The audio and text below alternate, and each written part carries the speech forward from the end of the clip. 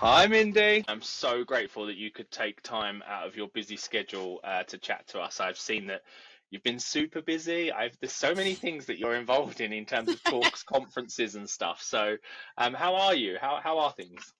I, you were correct. I am very busy, but it's fun. It's what I love to do. But I do have several really exciting things coming up that are taking my time right now, like the Ignite conference in a couple of weeks in Vegas, also Disrupt HR in Austin on May 1. Yeah, and the Ignite conference looks very exciting. It is. And what I'm also excited about Ignite, it's kind of a newer, refreshed version of that conference, right? I'm really bringing together new voices, really kind of forward thinking, and how are we truly reshaping how we support the our business leaders and the employees in our workplaces to hopefully create a really holistic well-being. And what else? What are you up to at the moment then? So, what's keeping you busy, Mindy? What's keeping me busy? Definitely, have my fractional agile in HR. I just recently launched my MindyHoncoop.com, which is really around just my showcasing my speaking. And also, I recently uh, increased my time commitment with a HR tech company that I'd prior been providing kind of blog writing and advising for. They're called MeBot, and now I get a chance to dig in a little bit deeper as their VP of customer strategy and success. Brilliant. Well, I obviously been following Bebot and the team and yourself for a while, and I think it's a super interesting approach to the intersection of AI and people and processes, which is really great. So, to all the listeners, I kind of urge them to go and have a look and check out Bebot. So let's kind of launch into the core of the podcast today. When we asked you to come on, obviously we focus on elevating the world of work, and this podcast is Mm. designed for HR people, leaders. You've had a really strong career in the HR space, and it'd be great to just tell the listeners a bit about yourself and your background and HR career. Yeah. So I fell into HR through the world of social work. And my husband's always like, why do you tell everyone that? And for me, it's really important because I think the social work lens really is around that human centered ecosystem approach and being able to take the human and blend that with the world of work and how we work really comes down to organizational capability, which is like the people, the process, the systems, and the harmony of that. I often think, especially with small, medium businesses, we can quickly really focus in on the process and the systems. And as we're scaling and growing, we forget about the actual humans. And so that often becomes a barrier. So, with that social work lens, I think that has been kind of a superpower for me and really thinking about HR operations and being able to really look into that human aspect. And I love the fact that you had that social work background before going in because a lot of people talk about HR in the kind of practical sense, the administrative, the transactional sense, and as you say, we swing sometimes too far away from the psychological, emotional element that is present, in HR and people functions. And give us some highlights for the listeners of your career. One of the highlights was definitely Microsoft. So that I started out in Microsoft in recruiting. And so what I've also loved is I've never had just this career ladder experience. I'm super curious. I love exploring and challenging myself. So I've kind of taken a lot of turns and twists and gone backwards to go forwards in my career. After Microsoft, I had the pleasure of landing at Expedia and really had the opportunity there to raise my hand and had a manager who was willing to take risks. Hey, Mindy, if you want to jump into that black area that no one has yet to figure out, please do so. And that's when I was able to kind of lead the kind of the HR project team to set up the entity in Switzerland.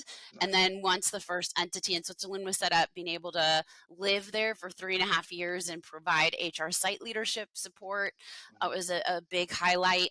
And then, coming back to the US and really digging in at Blackbaud as a true A to Z business partner, really owning all the aspects from onboarding to leave management, you really get a nitty gritty and employee relations. It was a very lean team. And then after that, kind of taking on more leadership roles, like at HomeAway as a chief of staff, and being able to work through an agile transformation of how that team worked and really taking human-centered design. We're all trained on human-centered design, and realizing that I was doing these things but didn't have the right words to express what it is that I was doing, and really seeing how do we start to invite the employee into designing the experience. And then I think it's really about kind of going into SpiceWorks and TCP and the kind of head of people roles, both in venture capital and private equity, and seeing the difference of being in publicly traded companies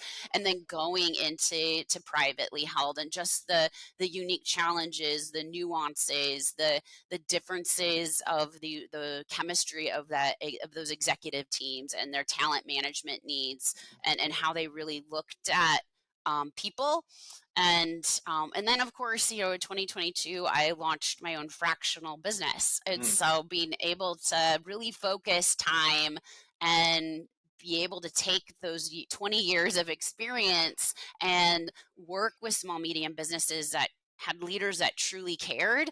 Their intent was, I want to be human centered, but somewhere lost that along the way. So how can we afford an experienced HR person, but I don't have to have you 40 hours a week? And I'd like to dive into that a little bit, actually, Mindy, because Yeah. it's not that common for us to see fractional chief people officers or CHROs. Why are we seeing this emergence of fractional chief people officers, fractional CHROs?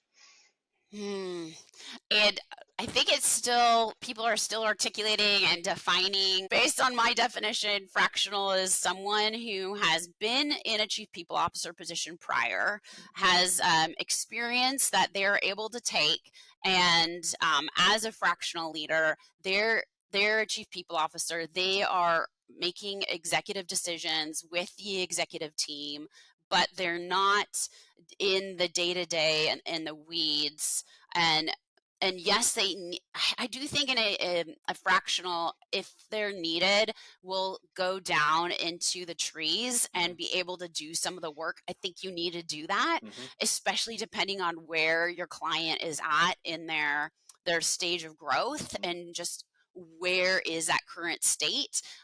I think that one of the things some fractionals, depending on what size company, uh, that they need to be able to go in and show people what does good look like. And so as they kind of set a people initiative strategy, being able to help make sure that it's kind of staying on track, and then also helping guide and advise the person who is in the day-to-day to make sure that they feel really comfortable being able to execute on the things that they've strategically helped put in place. And often I see fractional people who are really good. They're not needed forever, because as they build up the people team, the technology, the operations, and building out the organization to really reflect the growth of the company, hopefully you're seeing the HR team grow. So as they build that out too, eventually you're going to need a full-time chief people officer that you kind of put in place. So either you grew the person that was there into that, or you're hiring someone into it, and then you kind of just become an advisor. And so your hours per week reduce as you're building that out typically. Got it. I think we're going to see a rise of more fractional work actually over the sort of coming years as the kind of workforce diversifies across every area. I agree, Grant. And I think why is because most of the companies in the U.S. are small, medium businesses, and as they're growing, they're going to need the different superpower depending on where they're at in their stage of growth. And each chief people officer, the people that are doing the fractional work, they understand where their superpowers are and what they enjoy doing. And they may enjoy just being at that early stage where they're kind of building everything out for the first time. Others are going to enjoy being more around that Series C, pre-IPO. And so because the companies are ever changing, you may be switching out your fractional person to align with that growth. And the good fractional chief people officers are going to understand when that transition needs to start to happen. And they're probably already going to know in their network who is that next person, so that I can already start to transition and slot them in. Really good fractional chief people officers that have been doing this for a while also have a network of people behind them that they're all doing referral leads to, and being able to almost seem like in themselves, if they haven't yet created a boutique firm, it feels like it. It's a team. You have to have, as a fractional leader, your own team. Like, for example, if I'm working with a client that needs an employee handbook, well, and they don't have a full-time person that has experience with policies, well, then I have my handbook person that I can like go to and lean in on for that project. It's not me as a fractional person doing the employee handbook. It's we're going to find that and being able to put that as a part of the service that we're offering, because you're also managing that budget, right, as a fractional leader. Well, hopefully managing the budget. Why a career in people and HR? Like, what keeps you motivated? Why do you like being in this industry? It's my calling. I I know that sounds silly. I love my work, and because I feel so called to it, it's at the core what I feel like I was built to do. I feel like it's my purpose. Healthier workplaces, healthier society. I've always, even since I was a young girl, I wanted to make a positive impact in people's lives. I love being able to see light bulbs go on in people's brain and realize there is a future desired state that is possible for them, that there's possibility, right? And that's why I get joy in workplaces. We spend so much time at work, and our workplaces often, there's many that are unhealthy. And if we were able to unlock that, like, we're seeing like so many employees, we've been working forever at employee engagement. We've been working forever at moving the needle. Yet the research says that our employees are ever more disengaged, are ever more unhappy, that we have ever more unwellness, disconnection, lack of role clarity. I mean, these are all things that that if we did move the needle, can you imagine if you had healthy humans that were going back home, that were going back into their communities? That's a very different version of themselves, and the ripple effect of the positive impacts that they start to have on the people in their lives, they then take that energy. Anyways, I'll stop talking. That is why I do what I do. No, but I could spend a whole podcast talking on this, right? I think it's so important, and I love that this is your purpose. I love that this is what kind of keeps you going, because it's almost directly aligned to our purpose, right? We look to elevate the world of work, but who's going to elevate the world of work? People. Right. So if we put the right people in the right places as a business, we're going to help elevate the world of work. Now, if we elevate the world of work, you're going to have healthier people, healthier workplaces, and you're going to achieve your holy grail. Right. Again, I could spend a whole hour podcast talking about the kind of backwards direction we're going in terms of employee engagement, experience, and all of that. But I think the only thing that we can do is try and focus on, as you say, moving the needle. We've got to push it forward. And there's many ways we can elevate the world of work, and one of them is by making sure we've got great people in the HR functions. When people are thinking about that, they've got to be able to help. Everyone's got to be able to try and push forward and challenge the status quo. So let's dive into a couple of the key topics that we know the listeners are really keen to hear. The first one, unless you've been hiding under a rock, or you or me or the listeners have, is AI, right? Like, I don't think anyone can avoid AI anymore. Now, I'm not going to pretend that AI is new on this podcast, right? Because let's not get into that debate. I mean, if you remember, and it's, if you look at the history, which I think is really interesting, it goes like all the way back before 1940, artificial intelligence. And it was a woman that now is starting to get credit for it. I believe her name was Ida Lovelace. And it's just fascinating to remind ourselves this isn't new. But it's the newest form or iteration, right? Is the piece that we're focusing on. And I think what I want to kind of dive into, because you're really quite well exposed to this, right? And I'd like to understand what's your view on AI from a HR perspective, from a HR and people perspective? For me, I think AI is the opportunity for us to actually be able to do the things that we've been trying to do for a while. I think AI helps us if we are willing to be curious and to be able to lean in and understand how is our technology currently using AI, where are the gaps in our organization, and how might AI be an augmented support to equip us to bridge that gap that we have not yet been able to bridge. For example, how are we able to get some of these productivity efficiencies around being able to find trends? It's like exciting to see, like even in like transcripts of conversations, it takes hours to look at engagement survey feedback, and yet with AI, it's able to synthesize that data and be able to help us be able to quickly get some read on some of the outliers, some of the common themes. It's not 100%, but it gets you usually in tasks 80% there. Even around employee communications, think about how we're wording our messaging, what is the tone of our messages. There's so many use cases I can just go on about through the entire employee funnel where we can start to leverage the technology to free our HR teams up to actually be in the strategic, to get ahead of. The point I'm really interested in diving into there is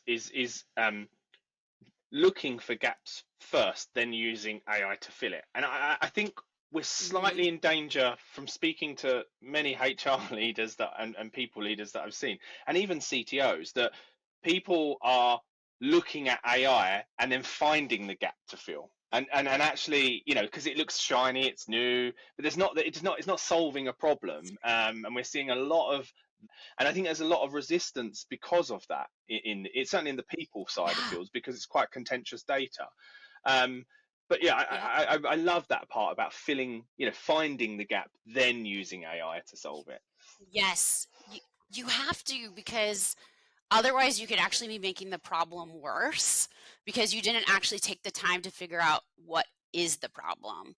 And like, for example, if we're just starting to turn on the AI chatbots in all the disconnected systems that we have, our employees, okay, which chatbot am I supposed to go to now? It just creates more disconnection for our employees. And so we do have to be really thoughtful of understanding, what is our digital strategy that ties back to drive our business strategy. Once again, we're talking about organizational capability as a harmony of people, process, and systems. And if our CIO and the COO, let's just say, for example, are owners of the digital strategy and AI, well, they may be able to do their best at trying to think about the people, but yet the person whose job is to have the pulse of the people isn't even in these conversations. And so how are we able to elevate the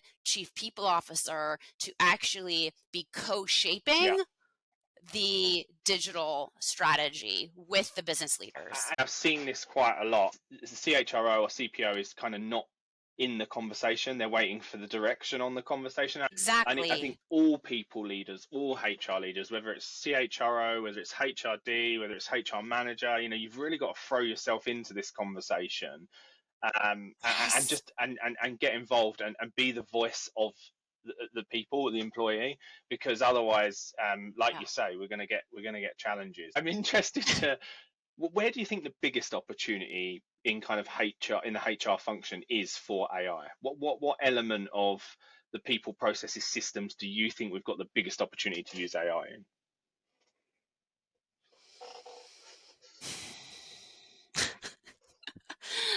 That is like, I pause because I could go in a lot of different directions with that.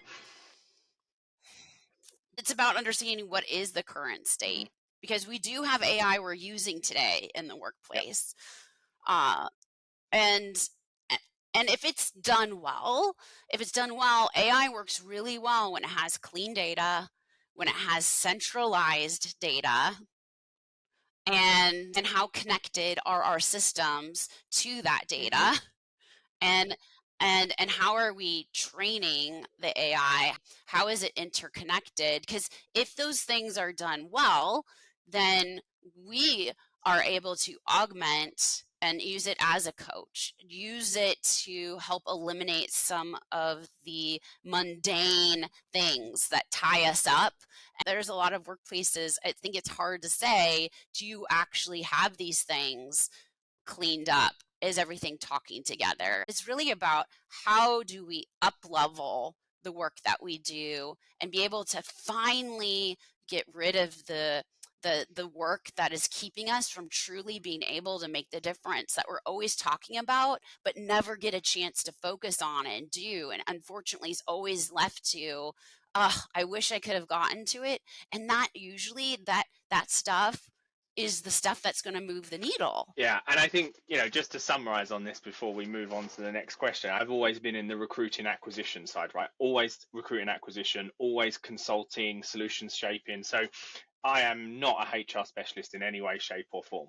However, having worked with HR leaders for the last 15 years, it's really interesting to see the kind of pendulum swinging between this, we want to be a people focused organization versus we need to get the admin and data right, and we have to be transactional to do that, but then we need to not be Yeah. transactional to do that. And I have seen that pendulum, and I think you've hit the nail on the head there with the ability to use AI to actually stop the pendulum keep swinging that way. You don't. Yeah. 100%.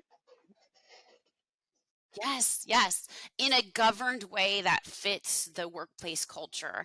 I think that's where, when we think about AI, we do need to understand how is it being used in an ethical way? How is it being governed to fit this workplace and our culture, and how are we training those nuances into it? Because it could be easy to say, "Oh, I've got the Chat GBT phone app and that new voice assistance guide. I don't know if you've tried it, but if you prompt it to be an HR business partner that's tenured and you're a manager and you need coaching for a difficult conversation with an employee, it does a pretty good job of even role playing the conversation with the employee.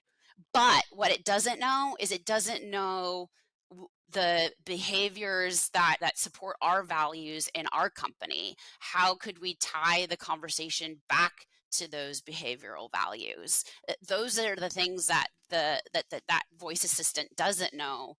But if we were to think about how to leverage that within our company with the knowledge of is specific to the recipe of what it's like to be an employee here, that's where the magic happens. Agreed. It's really interesting to think about AI as a quick fix, but actually, I think everyone needs to sort of step back. And I think it was only just this week that Yes. MeeBot's framework for governance, the kind of questions you need to ask yourself for ethics and governance, and that is a Hmm. comprehensive list of questions you need to go through and answer before you can kind Hmm. of really get to Yeah. governance.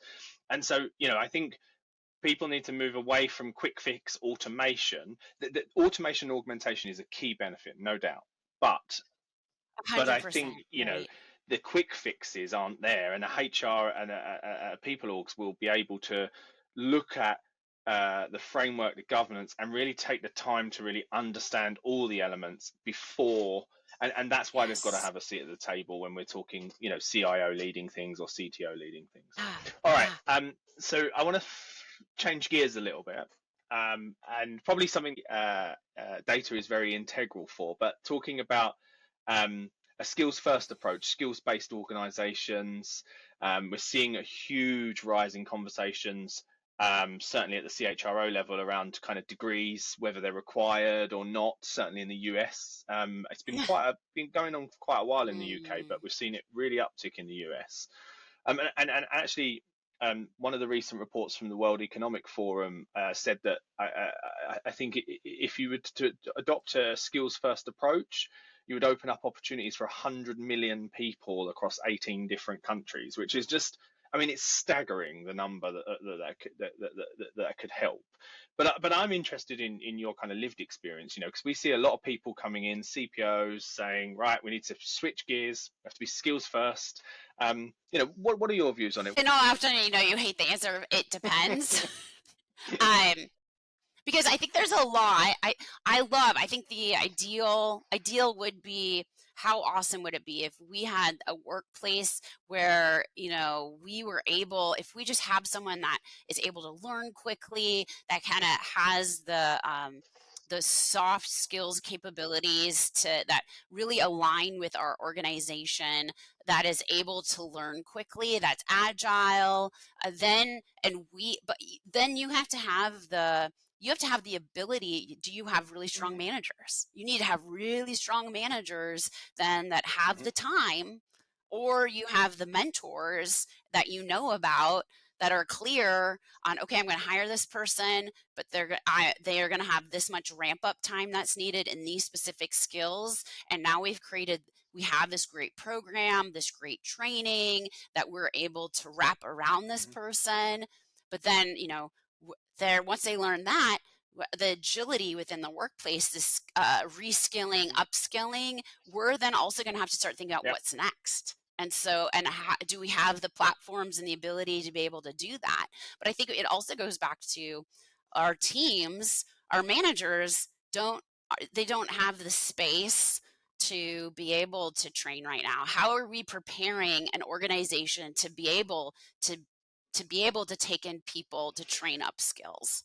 That's for me the challenge. Often you have the teams that are already at capacity, you have team members burning out. If you add a person that also needs to upskill, whose responsibility is it to help support that person? Often it's not, and then it's the person that's a problem. So I say it depends, because I think some organizations are really well adept and have the foundation to do this, but often many are Agreed. not. And like I said, it comes back to data, right? And so, even to the complexities of skills mapping, right? You have to have a common framework and terminology for skills across the business. Otherwise, you're just kind of, it's gonna fail department to department.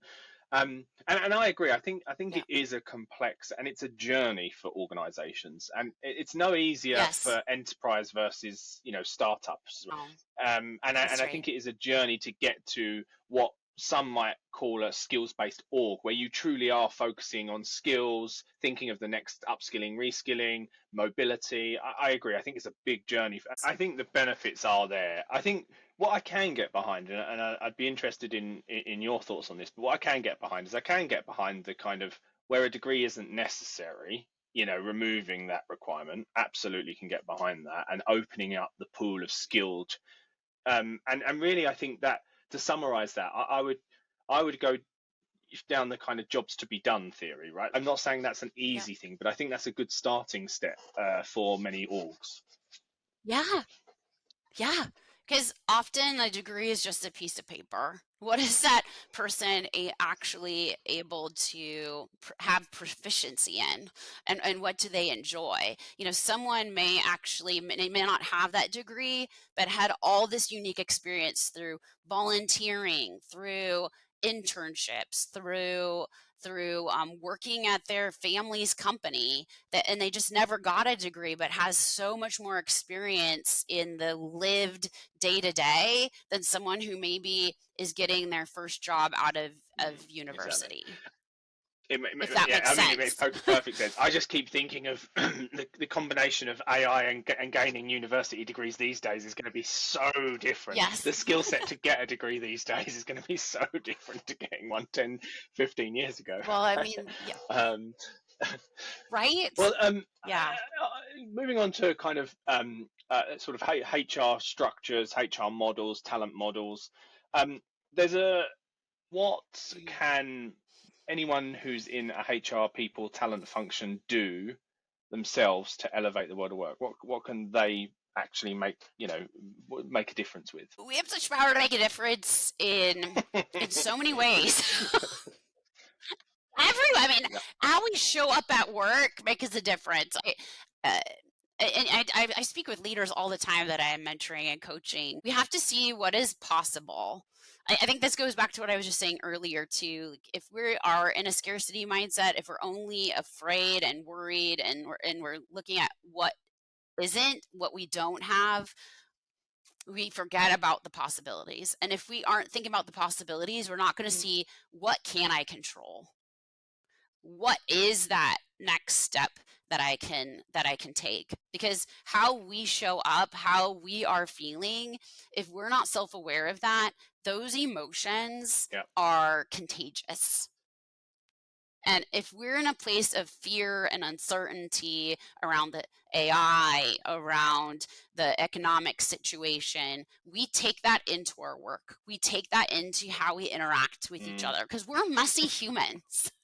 And if we've built a bubble of trust in our organization and we have all the goodness, it just takes one moment where we may show up differently because we aren't self-aware, we haven't checked ourselves, and we start to break that trust that we've spent a long time building.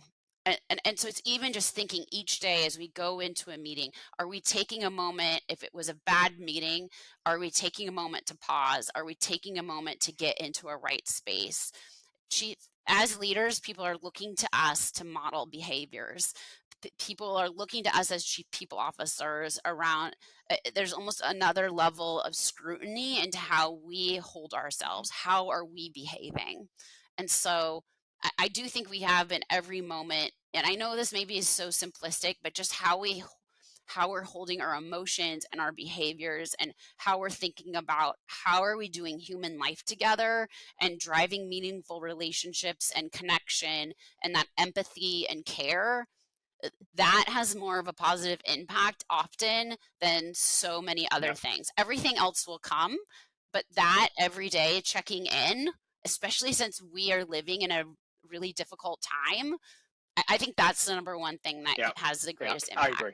And I think, the only way we can elevate the world of work is thinking that, where we're going to is a good place and we're on the way and we're making a difference, right? Yes.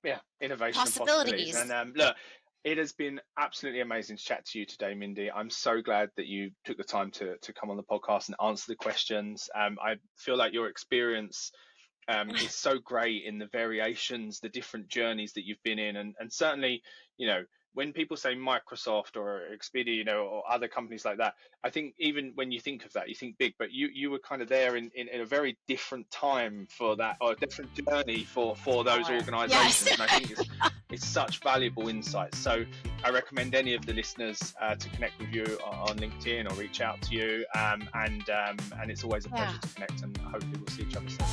Thanks for joining us for today's episode. Stay connected by subscribing to the Level Up With Us podcast on Apple Podcasts, YouTube, or find us on our website, leveluphcs.com. Tune in for the next episode of Level Up With Us. Until next time.